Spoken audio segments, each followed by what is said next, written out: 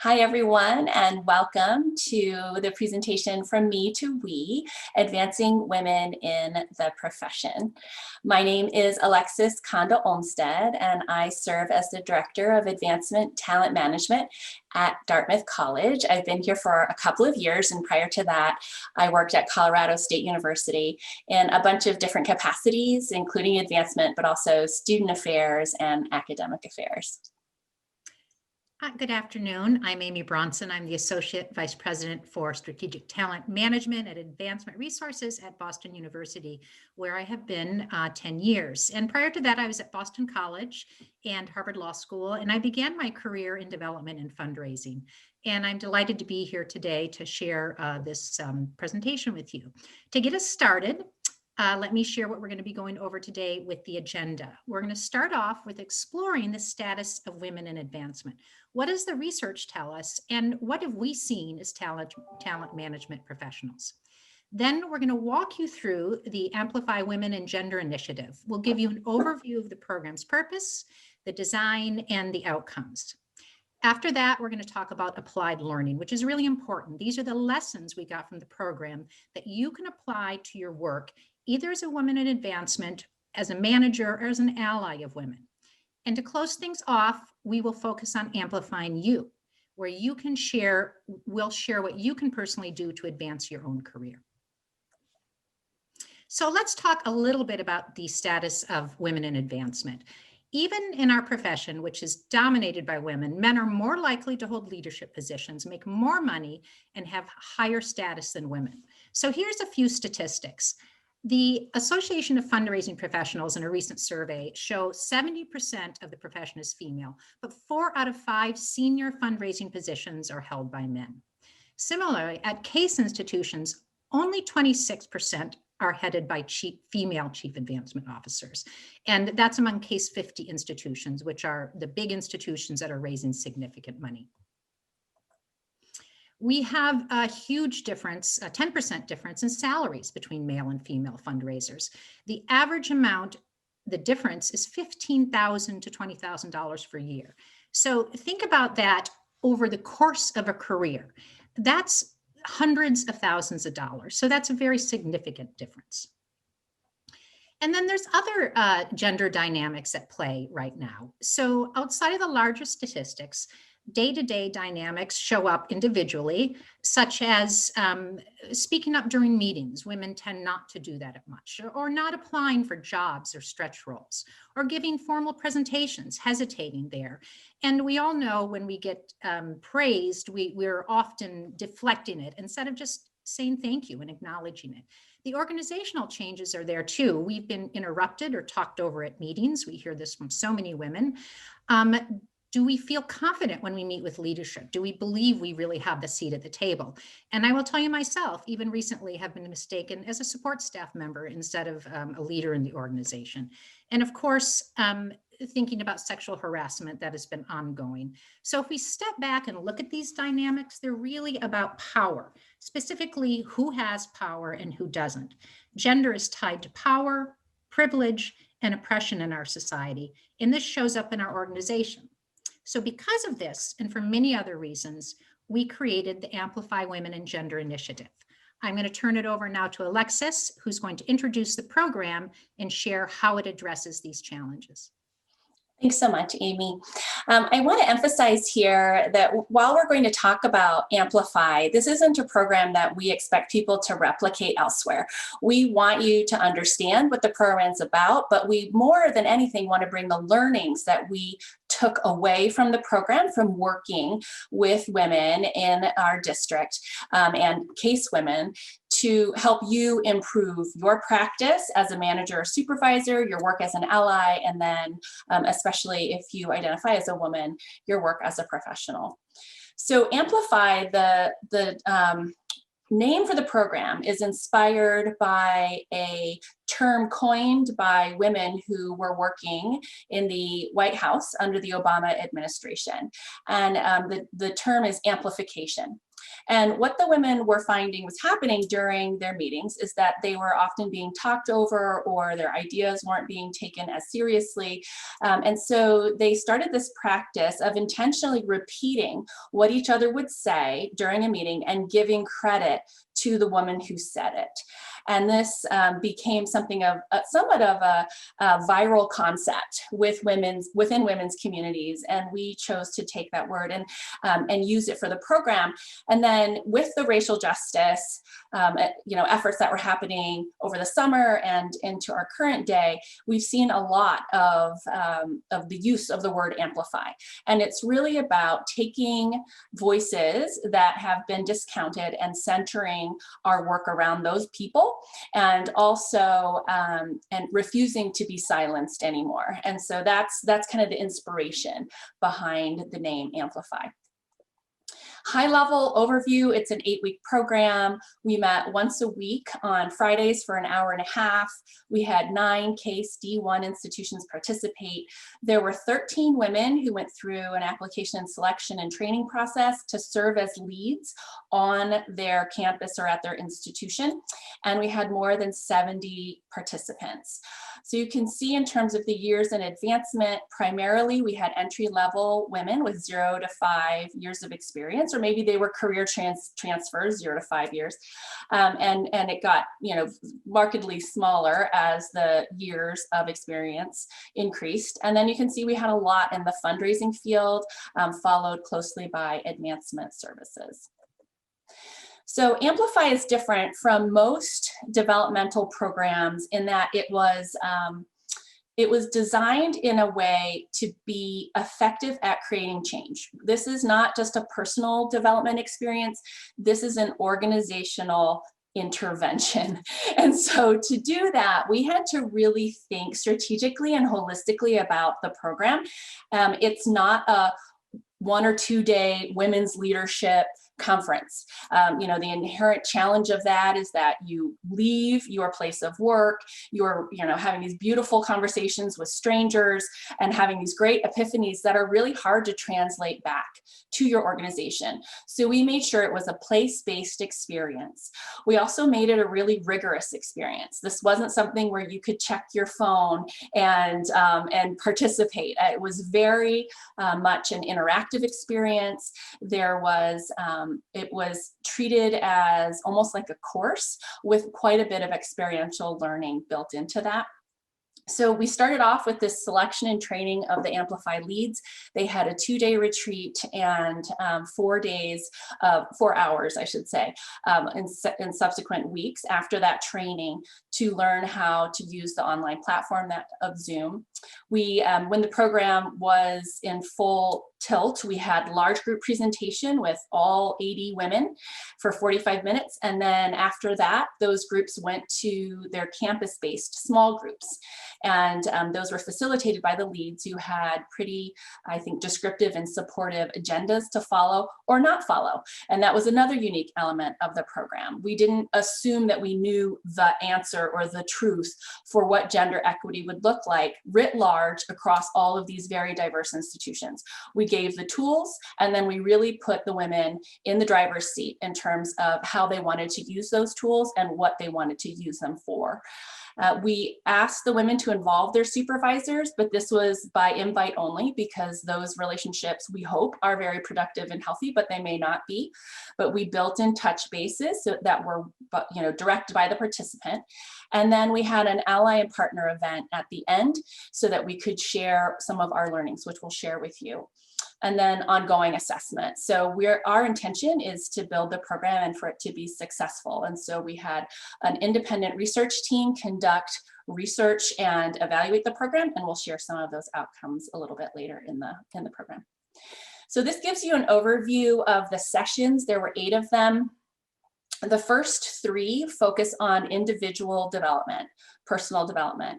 So really challenging gendered notions of leadership, understanding the influence of gender as an identity, the pros and the cons, and then looking down into other forms of identity, which would be our values and strengths.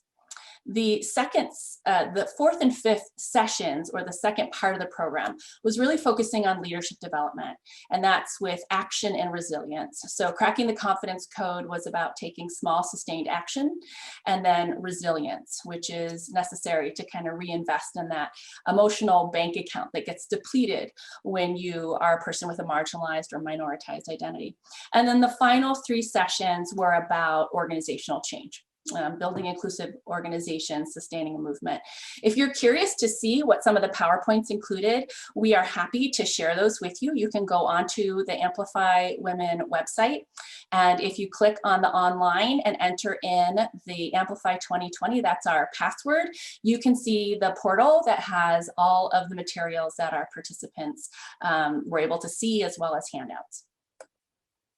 So in terms of program outcomes, we had self-report, which would be your standard kind of program evaluation, with more than half of the participants, and then even higher than that, saying that they did develop in terms of leadership, resilience, confidence, self-compassion, action orientation, and community building.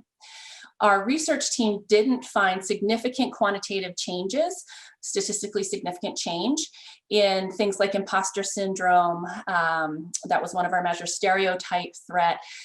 It was an 8-week intervention, and our plan is to survey these women again a year later to see if there might have been change over time. What we did find was more in the qualitative space, and that was a very deep and sense of community and a dense social network. Systems thinking, which was an unexpected finding. We had women who were positioned in different parts of the organization and in different levels. Looking at the organization from those vantage points, you understand how they work better. And so that was an unexpected kind of perk of the program. And then a lot of significant gains in personal development. So in terms of applied learning, these were some of the things that our women put together during the sessions that we would then share in the next session. And we're going to share those with you today. So we used Zoom polls, we used the chat, we used Poll Everywhere, and we were able to collect information in a visual way to capture the experiences of women in the workplace, and then also capture some of their requests of us. So we're excited to share. This is kind of the meat of the presentation. So at the very beginning of Amplify, we asked the women to put in the chat examples of acceptable behaviors for women and girls. And this would fall into the definition of idealized femininity. The activity is called In the Box and Out of the Box. And what we did later is we took all of the words, and then we found there were quite a few repeats, themes, things like that, and created this graphic. And I'm just going to point out a few things. So everything in the box would be something that is considered acceptable, positive, something we've been encouraged to do. And everything out of the box was not encouraged. So if we compare it to this one, which is what are examples of unacceptable behaviors, when we look at the types of behaviors that are considered unacceptable, you can see that this really is idealized masculinity. And so that was to help the women see that there are, not only do we categorize behaviors by gender, but only certain identities have permission to engage in these behaviors and can be censored if they engage in the behaviors that aren't ascribed to their gender.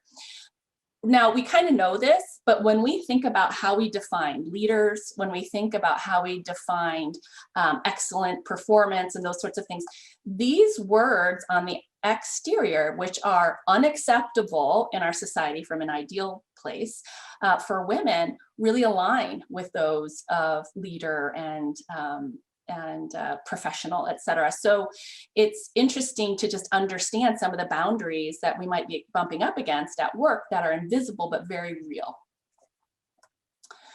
Another thing that we explored was imposter syndrome, which is defined as feeling like a fraud regardless of external feedback that you are competent, excellent, et cetera. And we asked the women to share, when do they feel like imposters? And we themed this out. So again, this was from the chat comments. And you can see here, public speaking, career changes, traditionally masculine domains. There is a lot of hesitation and insecurity around public speaking for women, and that's inclusive of speaking up at meetings. So what does that mean for us as leaders? What does that mean for us as managers? It means that very talented people are inhibited in sharing their ideas in these spaces. So it behooves us to figure out ways to elicit that feedback and those ideas, either by sending out the questions that you're going to be discussing at the meeting beforehand, or including an agenda before the meeting. It looks like calling on people, that's okay to do, or asking them to discuss things in a pair and share kind of format, or using the chat now that we have Zoom that gives people different ways to share their thoughts and ideas.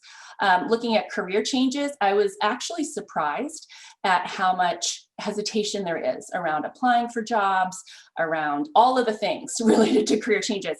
And I think that that means for us as managers and as for ourselves as women is to really push ourselves to encourage each other and encourage ourselves. Some of the stuff that came out, I think it was a couple of years ago, where, you know, how many qualifications in a job description do men think they need to have before they apply for a job? And it's like 60%. And for women, they feel like they have to have 100%, 100%. So, you know, my advice for women is, if you think you have 60% of the qualifications, apply for the job, because we know that there's a gap there. That's what the research shows. And then traditionally masculine domains. And again, what does that mean for our allies? That means to understand that this is happening and to create ways to engage women and make them feel welcome and that they belong. Another, I guess, concept that we explored is stereotype threat. And that is the fear of fulfilling a negative stereotype about one's group. So when we ask the women, you know, what are some stereotypes that are out there that make you hesitate or make you feel insecure or lack confidence, and it's being perceived as too much. And I think it's interesting, we kind of themed these out. It's like being too soft or being too strong, you know, the emotional, sensitive, timid, talkative, enthusiastic, loud, not being anything enough. So fill in the blank. Good enough, experienced, strong. And then another theme that came out that I thought was really important were intersectional identities. So around age, being too young to be taken seriously, too old to be taken seriously, an angry woman of color, and then the role of parent, which has a much more pronounced impact on women in terms of stereotypes than it does for men, with lack of commitment and being unable to manage work-life balance. So we started doing some work that was, you know, that's kind of bummer stuff, but what we're trying to do is focus on the positives and what women can bring to the table. And we did quite a bit of work around reframing these identities as strengths and discerning what values and kind of our purpose that we might have that comes from these marginalized and minoritized identities. And one of the activities was a word cloud, where we asked them to reflect on the strengths that they have acquired over time because of these identities. And some of the things that I think, you know, we would assume empathy, kindness, and, you know, those are really gendered strengths.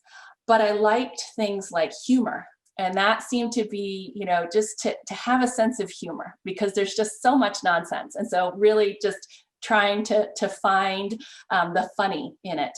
A real strong commitment to excellence and endurance and even activism. So tapping into those strengths. So now, you know, we've given you kind of this overarching, these are some of the messages, but we want to bring it home beyond role, beyond your gender, beyond I'm an ally or a supervisor or manager, to what can you do to amplify yourself? And for that, I'll turn it over to Amy. Thanks, Alexis. So what can you do to amplify yourself?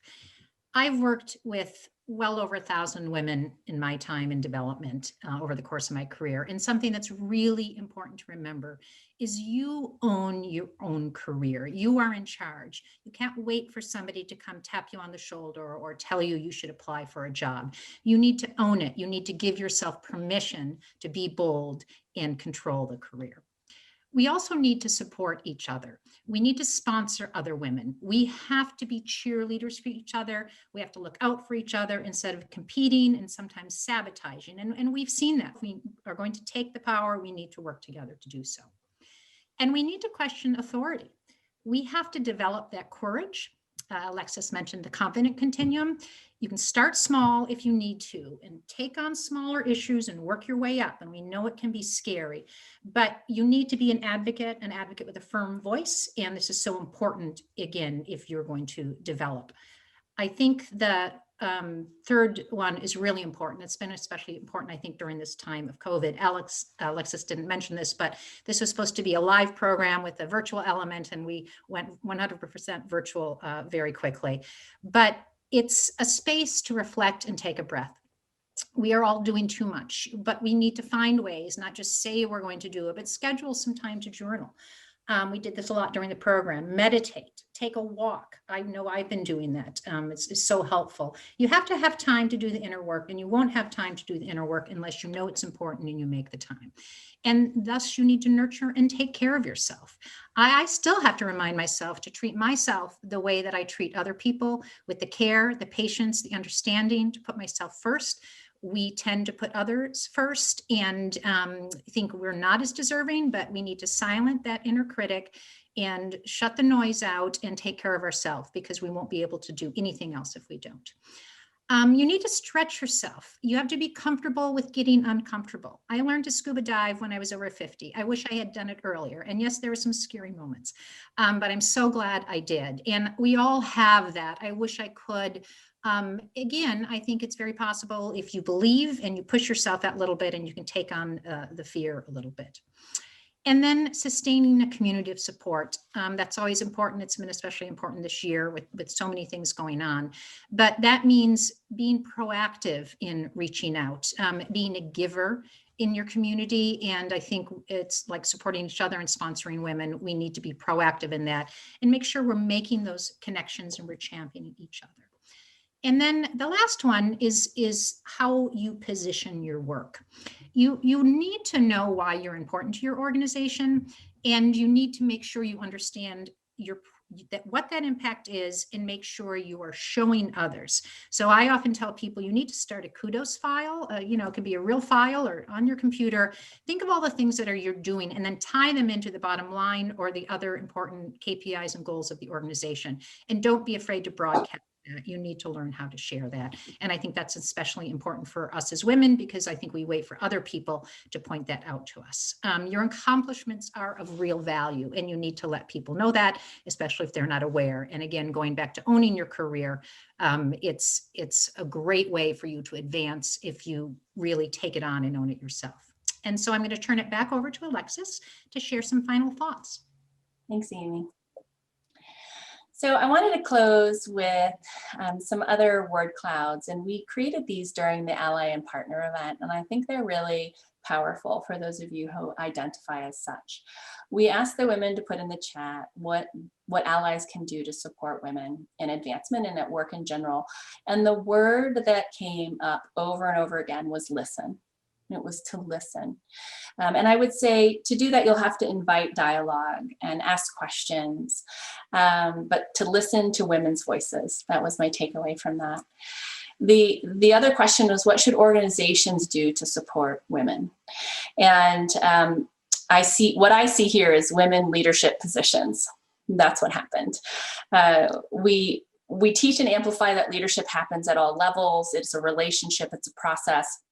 But who leads does matter.